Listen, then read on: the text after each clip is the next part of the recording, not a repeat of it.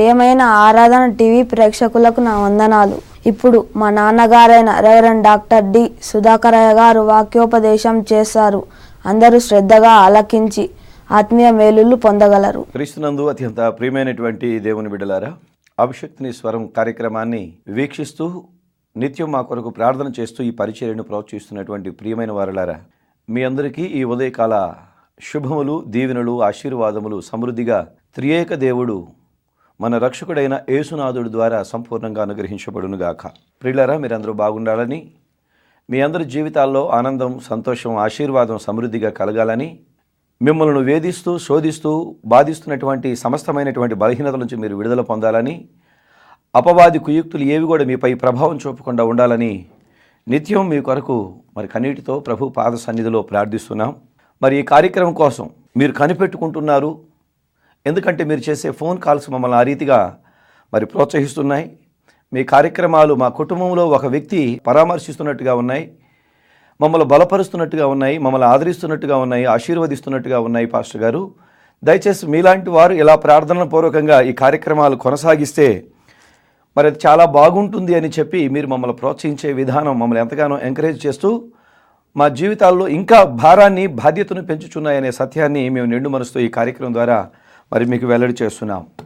ఇస్తున్నటువంటి సహకారం, మీరు చేస్తున్నటువంటి ప్రార్థనలు మా జీవితాలలో ఇంకా ఇంకా ఇంకా ముందుకు పోవటానికి త్రియేక దేవుడు నాకును మీకును మనందరికి కూడా తోడుగా ఉండి నడిపించునుగాక.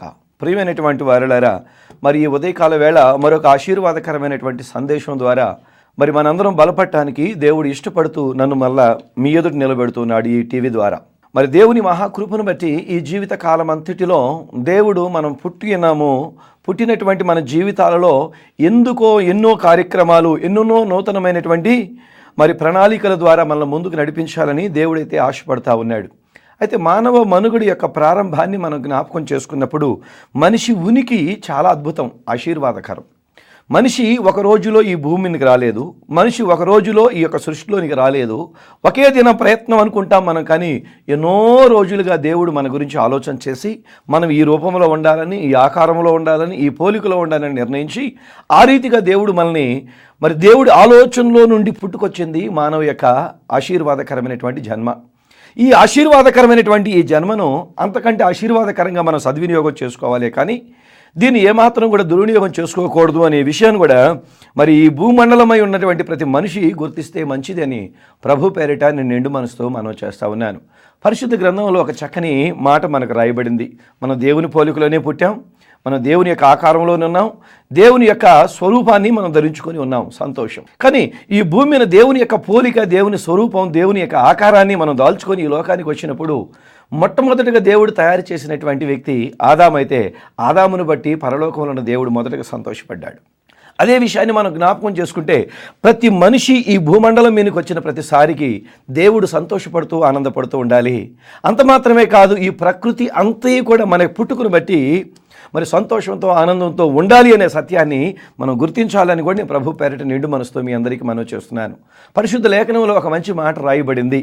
ఏమని రాయబడిందంటే లోకా సువార్త 1:17 అతను పుట్టినందు వలన అనేకులు సంతోషించిరి అని రాయబడింది. అంటే మన పుట్టుకు వెనకాల ఈ మన బంధువులు మాత్రమే కాదు, మన చుట్టాలు మాత్రమే కాదు, మన కన్నవారు మాత్రమే కాదు, కానీ ఈ సృష్టిలో ఉన్న వారందరూ కూడా సంతోషపడాలి, ఈ సృష్టిలో ఉన్న వారందరూ కూడా ఆనందపడాలి, ఈ సృష్టిలో ఉన్న వారందరూ కూడా ఆశీర్వాదకరమైనటువంటి అనుభవాల గుండా వెళ్లే రీతి ఈ జన్మ, ఈ పుట్టుక ఉన్నది అనే సత్యం మనందరం గుర్తిస్తే చాలా మంచిది. చూడండి, ఆదామును దేవుడు పుట్టించి ఆదామును బట్టి దేవుడు సంతోషపడ్డాడు.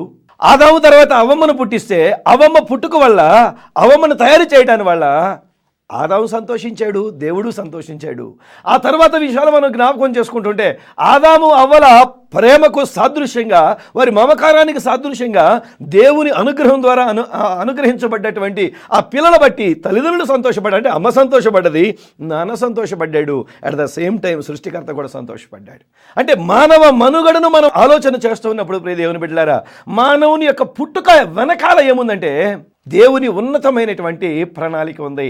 అందుకనే ప్రభువుల వారు కూడా ఈ లోకానికి వచ్చిన వేళ ఓ మంచి మాట రాయబడింది. యేసుక్రీస్తు ప్రభువుల వారు ఈ లోకములో పుట్టినప్పుడు ఈ లోకములో ఉన్న ప్రజలందరూ మరి సంతోషపడుతూ ఉన్నారు అనేటువంటి వాస్తవాన్ని కూడా మనం జ్ఞాపకం చేయబడింది. అందుకని దయచేసి మీకు మనవి చేస్తున్నాను ప్రియ దేవుని బిడ్డలారా, మన పుట్టుక అనేది తల్లిదండ్రుల యొక్క ఆవేశం వల్ల పుట్టుకొచ్చింది కాదు, దేవుని ఆలోచనలోంచి పుట్టుకొచ్చింది, దేవుని తలంపుల్లో నుంచి పుట్టుకొచ్చింది.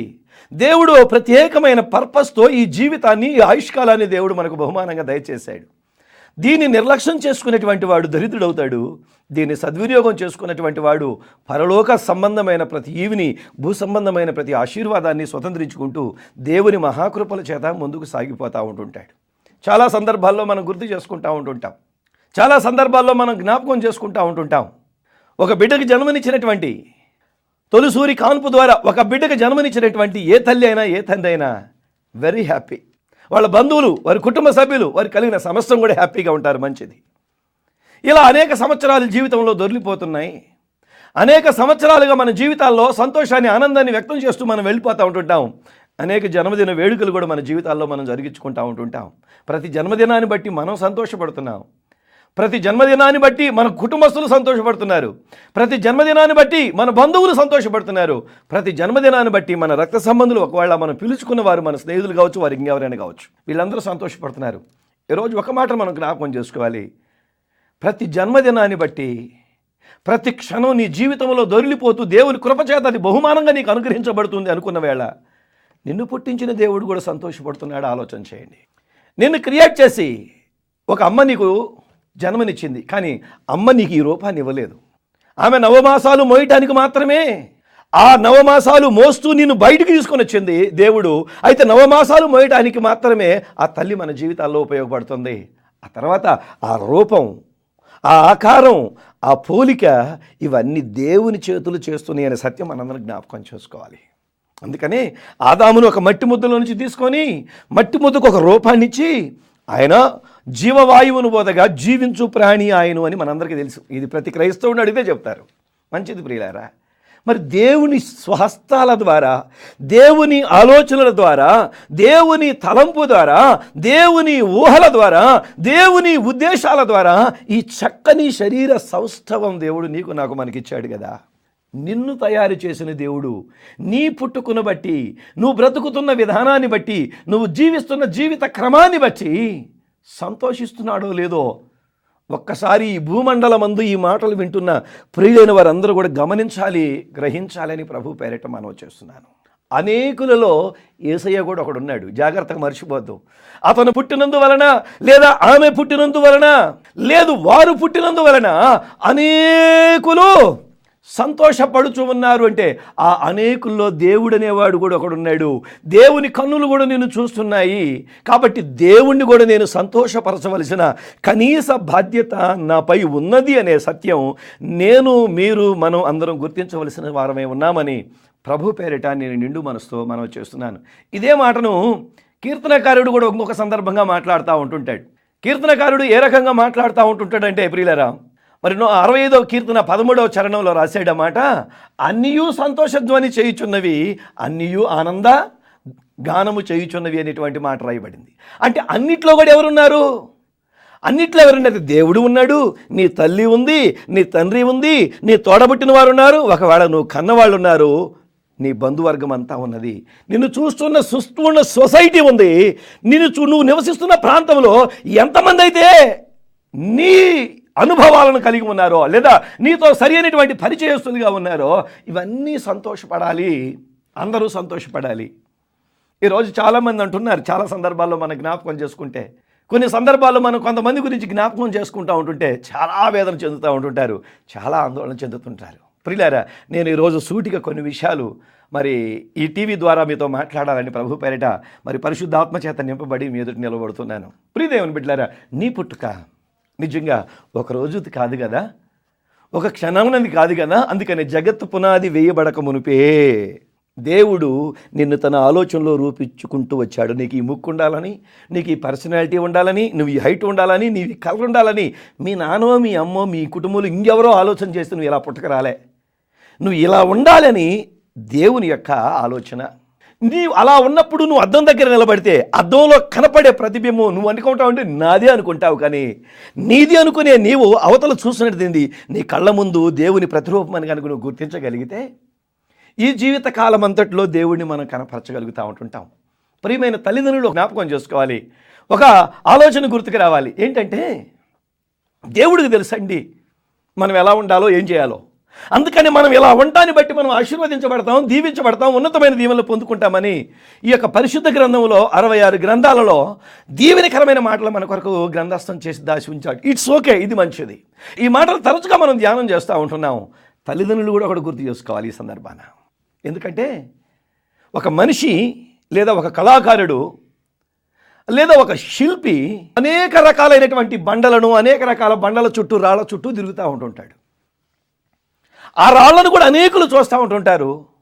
కానీ ఒక శిల్పకారుడికి మాత్రమే తెలుసు ఒక బండలో, ఒక రాతిలో ఒక శిల్పం తయారవుతుంది అని.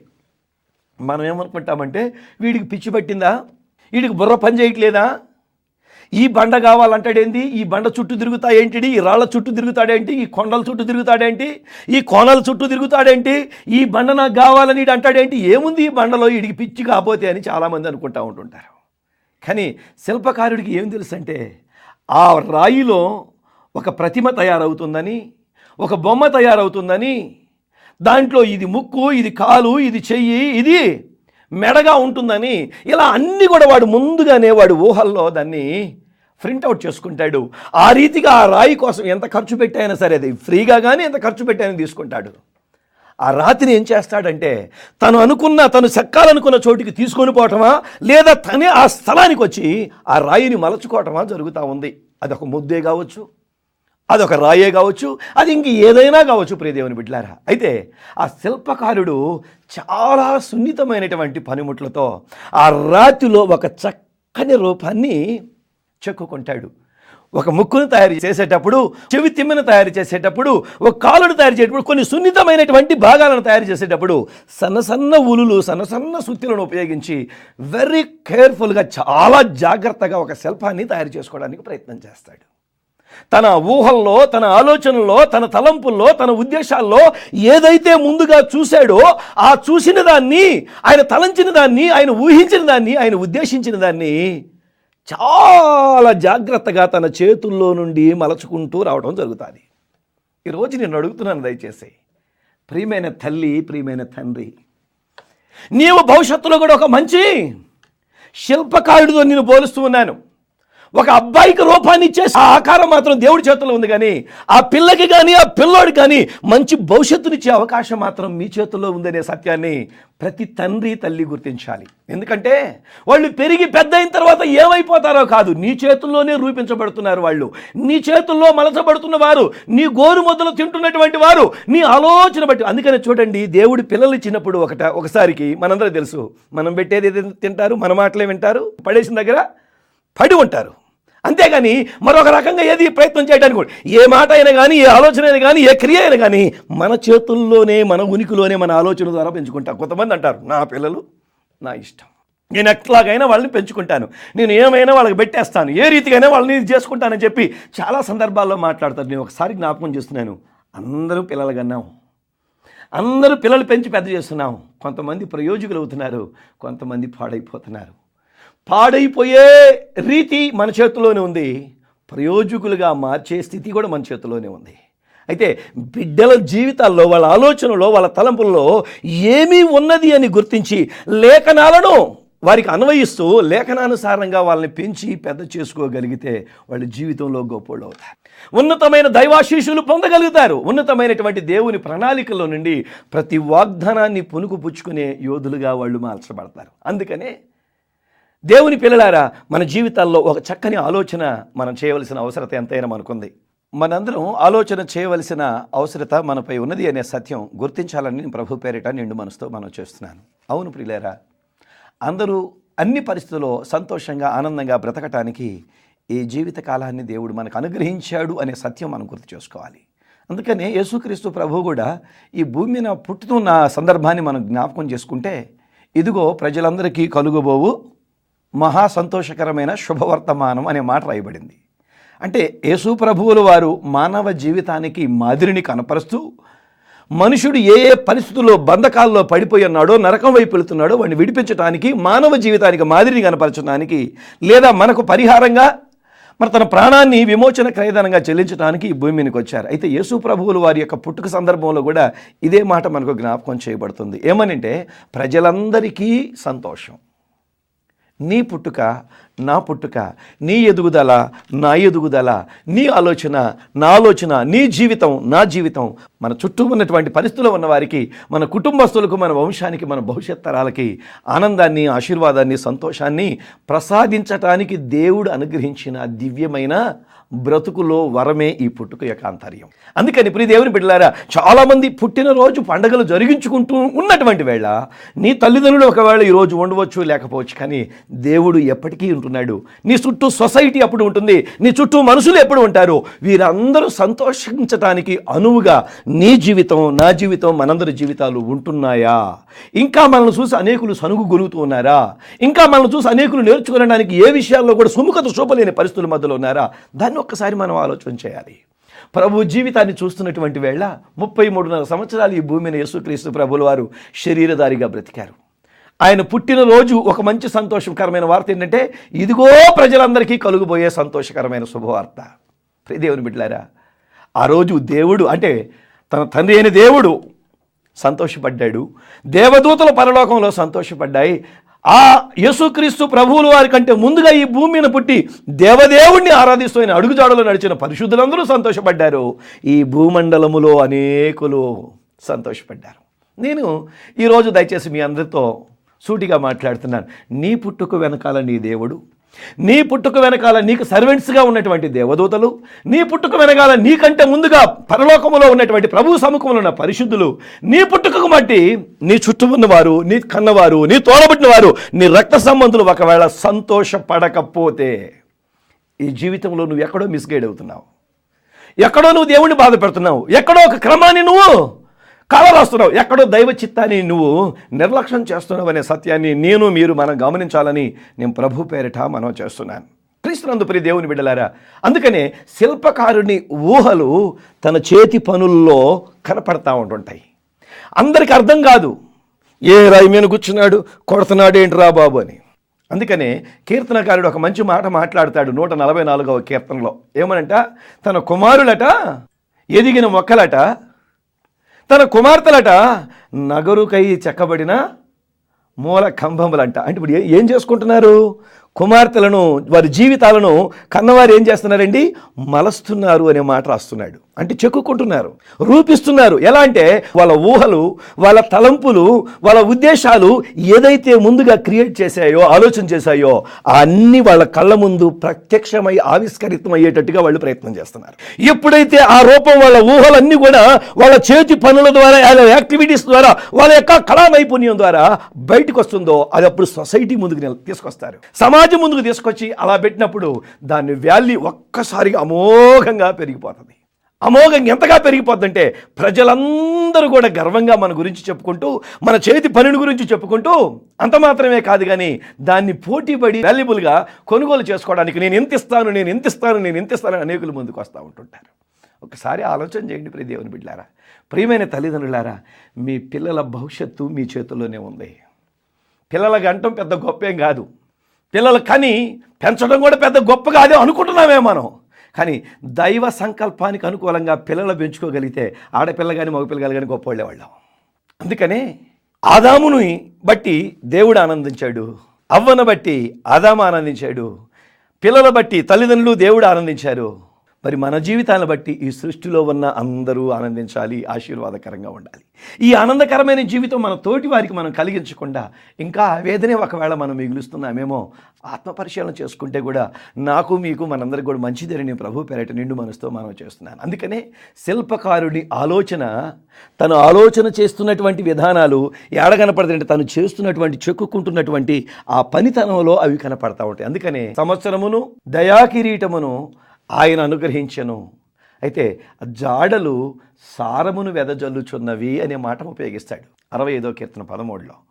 అందుకని ఇప్పుడు దేవుని బిడ్డలారా, మనకి ఏం కనపడుతుందంటే అక్కడ దేవుని జాడ, దేవుని ఉనికి, దేవుని స్వాభావిక లక్షణాలు, దేవుని యొక్క మనస్సు ఏడ కనపడాలంటే మనలోనూ, మన పిల్లల్లోనూ, మన కుటుంబాల్లోనూ కనపడుతూ ఉండాలి. అప్పుడు ఎంత గొప్పోళ్ళు అవుతారంటే వాళ్ళు మనందరం గర్వపడే స్థాయికి వస్తారు. బైబిల్లో ఎంతోమంది ఉన్నారు, ఒకళ్ళ గురించి మాత్రం నేను జ్ఞాపకం చేస్తాను. యొకబేదు అనేటువంటి ఓ స్త్రీమూర్తిని, తన భర్తను మనం జ్ఞాపకం చేసుకుంటే వాళ్ళు లేవి గోత్రంలో నుంచి వచ్చినటువంటి వారిగా మనకు కనబడతా ఉంటుంది. వాళ్ళకు ఒక 3 పిల్లలు ఉన్నారు. ఆ 3 పిల్లలు అహరోన్, మిరియాం, మోజెస్. ఈ 3 పిల్లలను మనం జ్ఞాపకం చేసుకుంటే ఈ 3 పిల్లలని దేవుని మహాకృపల చేత వారు కన్నారు, పెంచి పెద్ద చేసుకుంటూ వచ్చారు. వాళ్ళు ఎలాంటి వాళ్ళు అయ్యారంటే 3 కూడా దేవుని చేతుల్లో వాడబడే యోధులుగా మారిపోయారు. కన్నవారికి ఎంత సంతోషమో, ప్రజలకు ఎంత సంతోషమో. మోషే మహానాయకుడిగా మారిపోయినప్పుడు 6 లక్షల మంది మోషే ఒక్క మాట చెబితే ఆ మాటపై నడుస్తూ ఉంటుంటే కన్నవారికి ఎంత ఉన్నతమైనటువంటి విలువలో, ఎంత గౌరవమో. ఈ 6 లక్షల మందిలో నా కొడుకు ఒకడై నడిపిస్తూ దేవుని మహాకృప చేత నడిపిస్తున్నాడని సంతోషపడింది. 6 లక్షల మందికి యాజక ధర్మాన్ని కొనసాగించడానికి అహరోను దేవుడు ఏర్పాటు చేసుకున్న వేళ ఆ తల్లి ఎంత పులకరించిపోయిందో, ఆ తండ్రి ఎంత పులకరించిపోయాడో, ఆ ప్రజలంతా తన్మయానికి గురి అయ్యారో. నా బిడ్డల్లో కూడా ఒకడు ఎలా అయితే బాగు, నా బిడ్డల్లో కూడా ఇలాంటి నాయకుడైతే బాగు, నా బిడ్డల్లో కూడా ఇలాంటి యాజకుడైతే బాగని. ఓకే, మగ పిల్లగాళ్ళిద్దరూ దేవుడు వాడుకునే రీతిగా కన్నవారు దైవ చిత్తానికి అనుకూలంగా మలచారు, వారి చేతుల్లో రూపించారు, దేవుని ప్రణాళికల ద్వారా వాళ్ళని పెంచి పెద్ద చేశారు. కుమార్తె కూడా ఉంది. ఈ కుమార్తెను కూడా దేవునికి అనుకూలంగా తను పెంచి పెద్ద చేసుకున్నప్పుడు ఈ కుమార్తె దేవుని యొక్క మహాప్రవక్తినిగా మార్చబడింది. Praise God. ఎంత గొప్ప ఆశీర్వాదకరమైన కుటుంబం ప్రియులారా. అందుకని ఈరోజు చాలామంది ప్రేమించటం తప్పు కాదు, నీ ప్రేమ నీ బిడ్డల జీవితాన్ని పాడు చేస్తుందేమో ఒకసారి ఆలోచన చేయి. నీవే కనపడే ఒక సువార్తవు కావాలి, లేదా నీవే కనపడే సంచరించే తిరిగే నీ బిడ్డల ముందు తిరిగేటువంటి ఓ ఆశీర్వాదకరమైన పరిశుద్ధ గ్రంథం నీ జీవితం అయి ఉండాలి. ఈ రోజులలో ఎంతోమంది మనం చూసి నేర్చుకోవడం కాదు, పక్కనోడు చూసి నేర్చుకోవడానికి ప్రయత్నం చేస్తూ ఉన్నారు. పక్కనోడు చూసి నేర్చుకుంటున్నారంటే తల్లిదండ్రులుగా మీ యొక్క ప్రయోజనం ఏంటో ఒకసారి ఆలోచన చేయండి. అందుకే దయచేసి మీకు నిండు మనసుతో మనం చేస్తున్నాను. దేవుని జాడ ఉనికి నీలో కనపడుతున్నప్పుడు నీ పిల్లలు దైవ సంబంధమైనటువంటి మహాజ్ఞానాన్ని నీలో నుంచే నేర్చుకొని ఉన్నతమైన గొప్పవాళ్ళుగా మారిపోతారు. నీ ప్రతి అడుగు, నీ ప్రతి మాట, నీ ప్రతి పని, నీ ప్రతి యాక్టివిటీస్లో దేవుని జాడ కనపడుతుంటే నీ పరిధిని దాటి నీ పిల్లలు వెళ్ళరండి. ఈరోజు చాలామందికి అర్థం కాని విషయాలు ఏంటంటే పిల్లలను కంటున్నాం, పెంచుతున్నాం, పెద్ద చేస్తున్నాం, అంతనే బాగానే ఉంది, కానీ మాదిరిని కనపరచలేకపోతున్నాం, మార్గదర్శకత్వాన్ని నిర్దేశించలేకపోతున్నాం. ఏదైనా ఈ లోక జ్ఞానాన్ని మనం సంపాదించేటప్పుడు చాలామంది ఏమనుకుంటారంటే ఈ లోక జ్ఞానం సరిపోతుందిలే మన పిల్లలకి అనుకుంటాం. ఈ లోక జ్ఞానం ఈ లోకంలో ఏం చేస్తుందంటే పాండిత్యాన్ని వృద్ధి చేస్తుంది. అంటే ఈ లోకంలో ఉన్నటువంటి వాళ్ళు చదువుకునే చదువుల్లో ఓ ఉన్నతమైన పాండిత్యాన్ని డెవలప్ చేస్తుంది. కానీ దైవ జ్ఞానం ఏం చేస్తుందంటే పరిపూర్ణమైన వ్యక్తిత్వాన్ని డెవలప్ చేస్తుంది. ఈ కార్యక్రమాన్ని మనకు స్పాన్సర్ చేసినటువంటి వారు నాగులవరం నిర్మల గారు తన 56వ జన్మదిన వేడుకను పురస్కరించుకొని ఈ కార్యక్రమాన్ని స్పాన్సర్ చేశారు. అంటే నిన్నటి దినం అనగా ఆగస్టు 30వ తారీఖుకు మరి నాగులవరం నిర్మల గారి యొక్క 56వ బర్త్డే కనుకనే ఈ 31వ తారీఖు ఈ కార్యక్రమాన్ని మరి సర్వలోకంలో ఉన్నటువంటి పరిశుద్ధులందరికీ ఆశీర్వాదకరంగా ఉండాలని ప్రార్థనాపూర్వకంగా ఈ కార్యక్రమాన్ని స్పాన్సర్ చేశారు.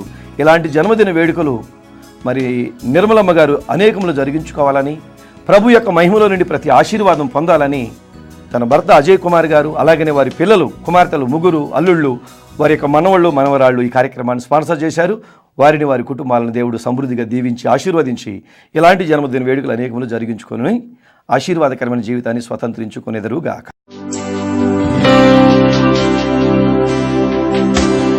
మహోన్నతుడా, ఘనుడా, గొప్పవాడా, కీర్తనీయుడా, ఆనందాన్ని, సంతోషాన్ని, ఆశీర్వాదకరమైన జీవితాన్ని మాకు ఈవిగా వరంగా ప్రసాదిస్తున్నటువంటి మా పరలోకపు దేవ యేసుక్రీస్తు దేవా, నీ ఉన్నత నామాన్ని బట్టి వందనాలు. నీ పిల్లలమైన మా జీవితాలలో సంవత్సరం వెంట సంవత్సరంలోనికి నడుపుతూ, నెలల వెంట నెలలోనికి నడుపుతూ, దినముల వెంట దినముల్లోనికి నడుపుతూ నీ చిత్తాన్ని ఎరిగి, నీ సంకల్పాన్ని ఎరిగి ఈ లోకమంతటిని సంతోషపరచడానికి నీ ప్రతినిధులుగా బ్రతికే అవకాశాన్ని మీరు మాకు దయచేశారు.